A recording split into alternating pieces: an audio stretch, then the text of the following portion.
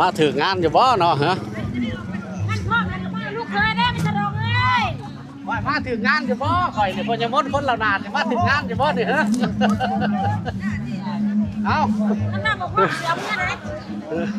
คือจะมาถึงงานอยู่ดอกนี่มีแต่คนคุ้นเคยกันอยู่คนรู้จักกันเหล่านาน้องอิงเฮามาฮอดงานเลยพี่น้องเอาสบายดี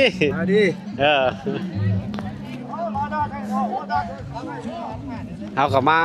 งานแต่งเนาะงานแต่งทั้งสปป.ลาวเฮาสบายดีอันนี้ชาวบ้านคอยได้นี่เรานาดน้องอิง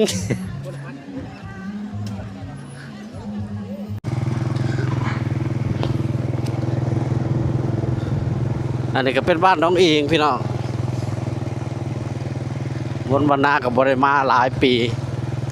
ประมาณ30 ปีแล้วพี่น้องเอ้ยบริมาแถวนี้ชนบทลาวอันนี้ก็เป็นบ้านน้องอิงเมืองจำพรแขงสวรรณเขตพาพี่น้องเบิ่งบรรยากาศน้ำกันพี่น้องโอ้คนกะบ้านเพื่อนกลายได้นี่ออกมาลายต่างเก่าเลยเด้ถนนเพิ่นก็ดีเลยเด้อันนี้เป็นถนนหมู่บ้านเนาะตามหมู่บ้านมันก็เลยดีเลยงามถนนงามอยู่ก่อนไปกับพี่รถที่แตก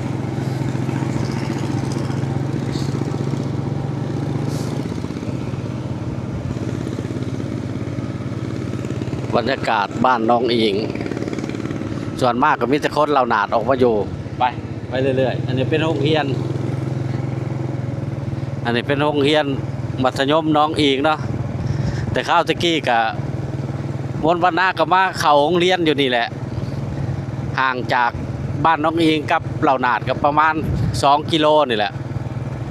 กับมาเข้าโรงเรียนอยู่นี่เขาชื่อเอิ้นว่าโรงเรียนบ้านน้องอิงน้องกระดานตัดคอพี่น้องอันนี้เป็นน้องกระดานบ่น้องกระดานตัดคอเขาข้างในพุ่นเนาะก็มีประวัติศาสตร์หรือว่ามีอันน่ะอยู่แต่ว่ามนวันหน้ากสิถ่ายบรรยากาศอันนี้เป็นทุกศาลาเนาะหรือว่าห้องหมอ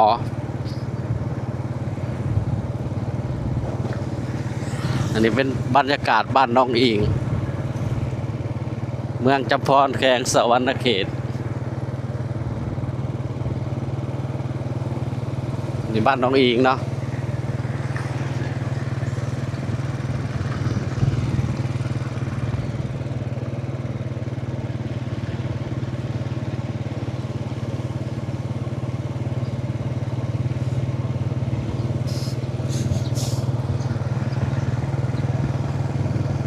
บริมาหลายปีพี่น้องก็บ่คอยเจอบ่คอยจำเพราะว่ามันเจริญแหละเนาะอย่างนี้ทางเส้นนี้เขาจิกลับเมื่อทางนี้แหละบ้านปากษาดอนน้ำท่วมบ้านเขาเมื่อทางนี้ทางเขาเส้นบ้านดอนน้ำท่วม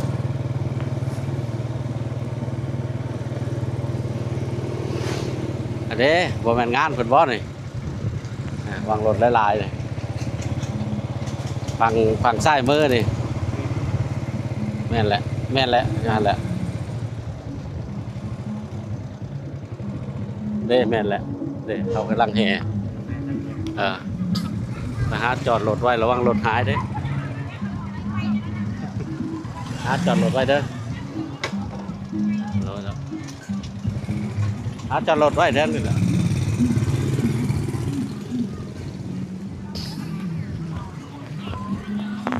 อันนี้มาที่งานเพิ่น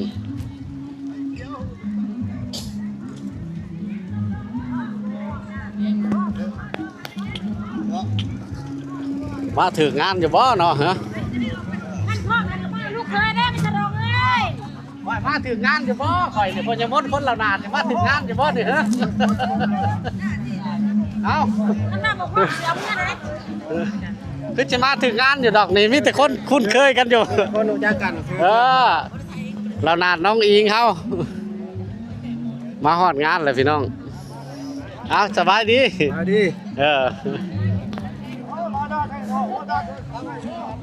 เขาก็มางานแต่งเนาะงานแต่งทั้งสปป.ลาวเฮาสบายดีอันนี้ชาวบ้านคอยได้นี่เรานาดน้องอิง จันเอารถไปไว้ใช่ปะจันนี่เอารถกับมันนี่เด้เราเคยมาเลย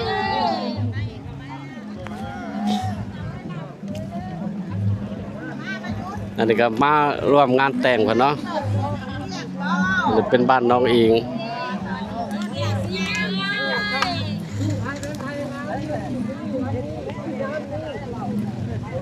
มากับพอดีเลยพี่น้องในบ้านนี้พอดีสีเขียว ปอดสีเขียวปอดไอ้ชายคืออ้อยกลางกอนี่เอาหน่อยนั่นมันมียังจบเชิญเราครับ มางานแต่งบ้านน้องอิงจ้าจิโจ้เห็นเขาในแม่หมด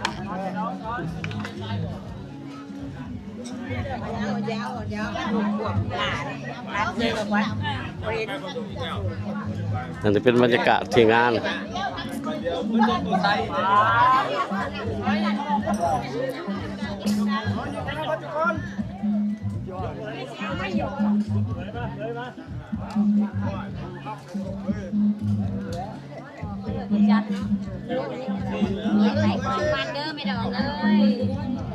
มาร่วมงานแต่งเพิ่นเนาะ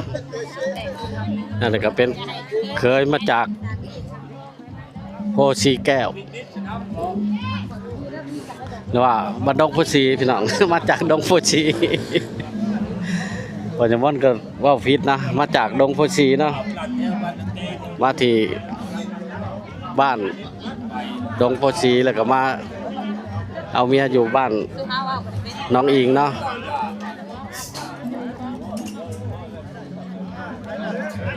ฮูลันเขาบอกเป็นว่าฮูลันนะไม่ได้กินร้า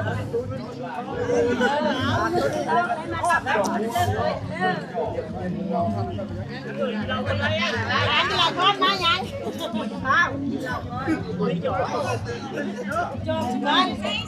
อันนี้เป็นประเพณีลาวเฮาเนาะเจ้าบ่าวก็มาจากบ้านดงโพสีเมืองไส้ผู้ทองแขวงสะวรรณเขตแล้วก็มาสู่เมียเนาะมาเอาเมียอยู่ที่บ้านน้องอิงบ้านน้องอิงเมืองจำพรแขวงสะวรรณเขตอันนี้ก็เป็นบรรยากาศสบายดี สบายดีบางคนก็จิบจักได้พญมนคนเราหนาดเลยเนาะ สบายดีสบายดีมัดสุขุสุคนพี่น้องเราหนาดน้องอิงเฮา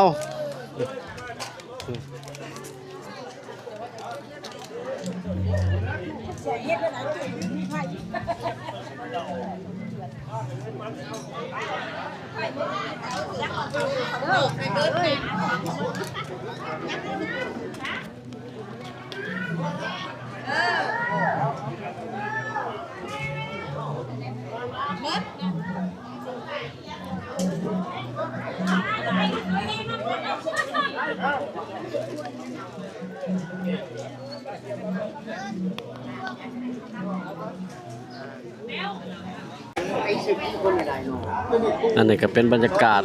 อยู่ที่พระขวัญนะงานแต่งทางสปป.ลาวเฮา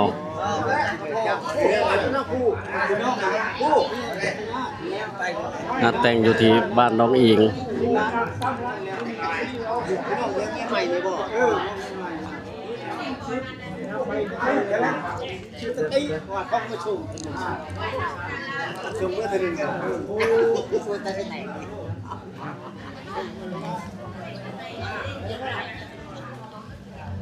มาในเขาก็จะพาพี่น้องมาเบิ่งบรรยากาศอยู่ที่งานแต่งอันนี้กำลังเตรียมเครื่องเสียงเนาะหลังจากมัดแขนหรือว่าผูกแขนแล้วเพิ่นก็จะมาเปิดงานกันเนาะ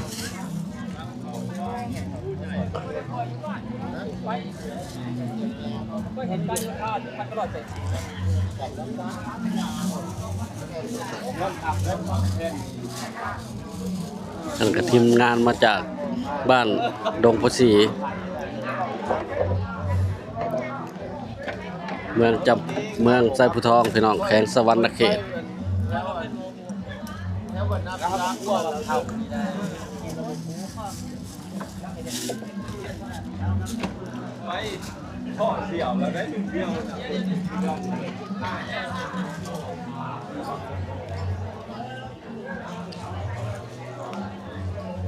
อันนี้ก็เป็นบรรยากาศ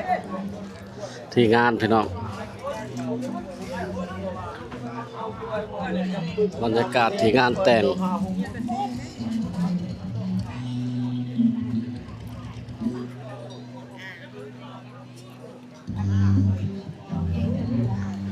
บรรยากาศงานแต่ง บ่เป็นหยังดอกบ่เป็นหยังดอกพอดีเลยให้เขาให้จากเบิ่ง